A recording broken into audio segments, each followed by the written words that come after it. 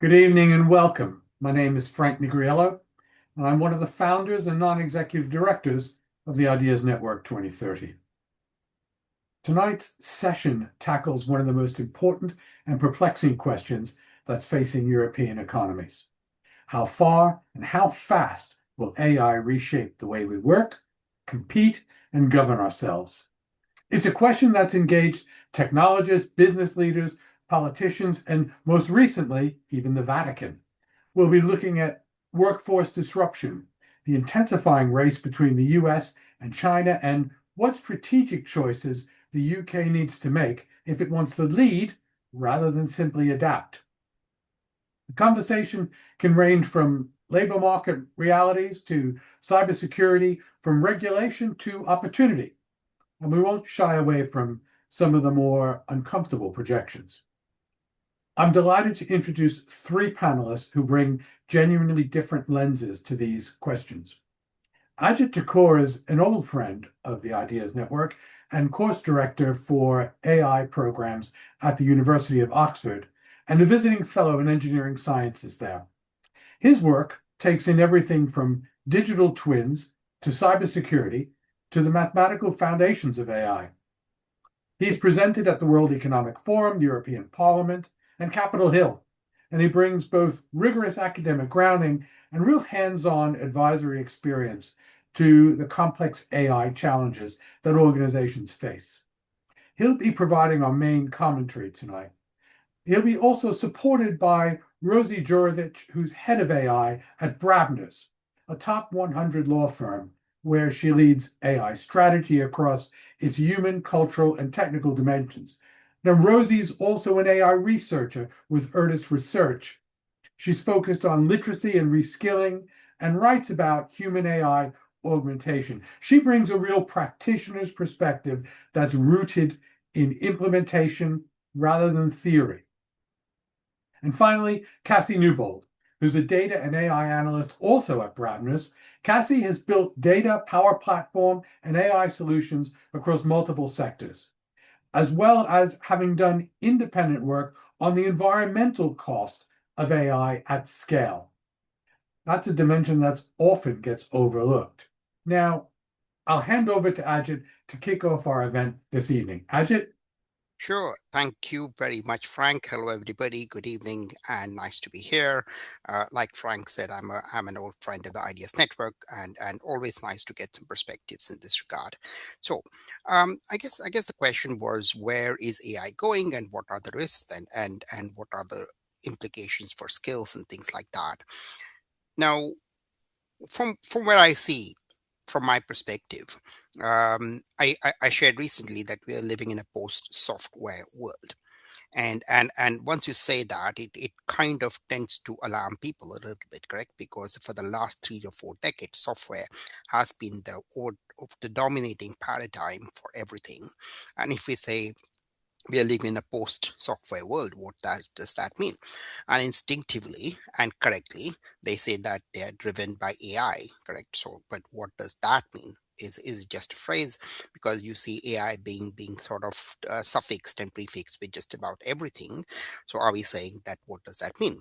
So, the first point I want to make is that from our perspective, from looking at my teaching at Oxford, my work at EDOSH, working with the British government, working with other clients internationally, software hasn't gone down in value in itself, but it has gone to a different point in the value chain. And that is the first point. And what that means is that the traditional interface was human sending the requirements to software, and the software was implementing their requirements and then providing a system. And this was a brittle function, as we know, because it was the requirements changed and the systems changed. We needed a lot of software engineers. But now we are living in a world where humans are interfacing with AI, increasingly so, not exclusively. And AI is then generating the software, and the software is generating the system. So when you look at this value chain, you see software and an intermediate part of a bigger value a bigger problem statement. And the human then is responsible for the solution and not the software. And this makes a big difference, because then the software is a part of the solution, the human is responsible for the final solution. And then we start to think about, okay, what does that mean when you go to the next level, when you go to agents, correct? So everybody's talking about AI agents. What does that mean? Now, in the simplest terms, what does that mean is that I communicate with the agent and not the software. So the agent is the one which decides which is the software to use. And once you get into that sort of a workflow, it explains why the SaaS companies are into such a major situation today.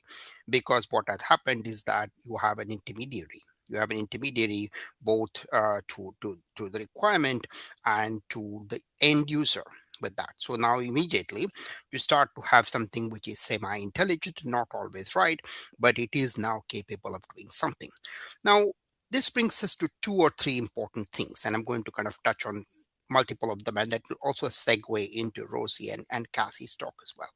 The first implication is, what does it mean for skills? So we at University of Oxford, and in my work as well, I track and I talk to my students, and the most important thing it leads to skills is that the ability of the ability for a domain expert to be able to interface to the end user and capture the requirement and build it into a semi-actual system is an extremely strong change. So it empowers somebody which is a domain expert. And we focus a lot on this aspect of it, because I think that is a hugely missed aspect of AI.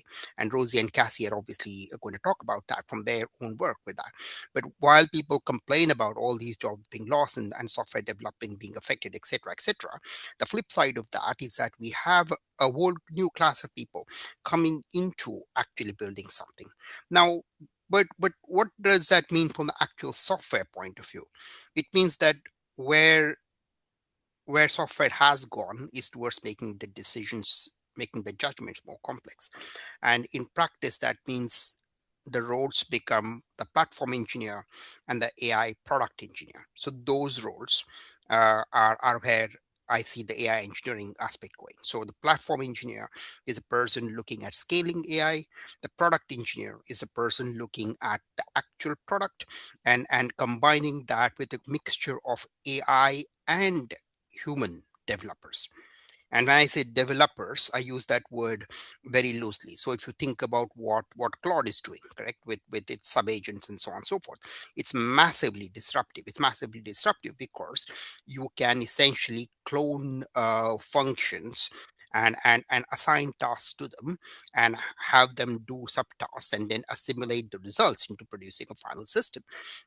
So you are now responsible for managing not just your human sort of employees, quote unquote, but also your agentic employees with that. And this is where the change is going to happen at the enterprise level. At the enterprise level, what's going to happen is that you're going to see this platform engineering, which is responsible for scaling, the AI product engineering, which is responsible for building the product, and the forward deployed engineer is the new role, which is one of the hottest roles around, and it's one of the biggest opportunities, which again, Rosie and Cassie are going to talk about. Now, I'll touch on one final thing before I hand over to Rosie and Cassie, and then we can be interactive and take more questions with that. The final thing is AI governance, correct? Because you see a lot of potential of AI, and you see that not many people are implementing AI. And we've had this discussion with Frank about just 5% of systems are into anything other than a prototype. And the reason why is that the governance is missing for AI at the enterprise level. And there are other aspects to it as well, obviously. But if you have missing governance, you can't do much. I will give you a couple of analogies to that. If you think about the Y2K example, and Frank and I are certainly old enough to know about the Y2K example, the Y2K example was a classic because it actually was responsible for actual action from the CTOs, from the CEOs, and so on and so forth, because it became a regulatory issue. And this is the same problem we have with AI. Yes. So if you have a probabilistic system, how do you trust it? How do you trust it not to do some harm? How do you trust it not to sort of mislead your customers and things like that? So this is the gap which people are trying to fill in, and it's happening, correct? So it's not that it's not happening. It's going to take some time. Ironically enough, coming to the favorite point of many of us here, um, while I don't actually agree with the AI Act, everything with the EU AI Act and stuff like that, it actually was a kind of a benchmark. It acted like a kind of a de facto reference to people to say that, okay, I am compliant to something, and therefore, if you sue me, I am not responsible for it because I'm compliant to it. But because there is no such compliance thing anymore globally, everybody's doing their own thing, kind of thing. So there is a kind of a limbo or a vacuum at the enterprise level to say that, okay, we're going to wait for something and we're going to do something. And the thing which is overcoming that is the governance engine. So I spend a lot of time looking at AI governance, looking at the full stack, looking at how things change, looking at how you can understand risk, but also balance your risk with your value at the enterprise. So it's not just a case of curtailing everything with AI, to take a pragmatic, value oriented perspective. And here I will stop, because I think this is, within a very brief time, I've kind of touched on enough of a foundation to for Rosie and Cassie and for the discussions. Thank you.